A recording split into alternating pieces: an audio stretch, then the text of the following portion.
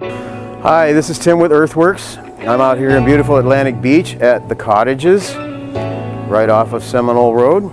And I'm out here today installing a small sandstone pathway inside this little planter bed here. The first thing I want to let you know is we have to make sure that you prep your area, get out any roots, extra rocks, anything like that. Watch out for irrigation because you don't want anything impeding your layout, your plan for everything. So what I've done is I cleared a little path and I've come across a few roots from the oleander tree here.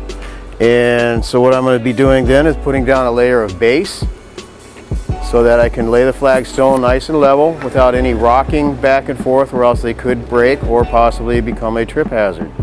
This area here I created yesterday.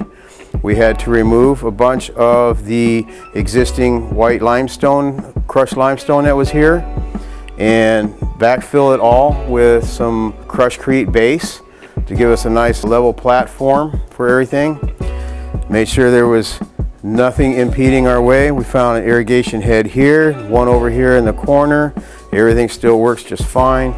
And we built the base up approximately 4 inches as it was pretty low in this area.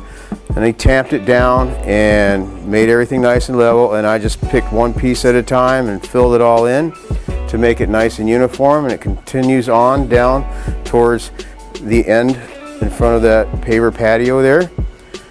And then we top dressed it with pea gravel, washed it all down, got all the little silt and everything off of the flagstone, and this is the finished product. If you're interested in having anything done like this, you can attempt it yourself. Usually it's not that hard of a thing to do, but if you have issues with it, say you're not in the shape you need to be in to do it, or you don't have the design in mind, you can always call Earthworks anytime and we'll be more than happy to set you up.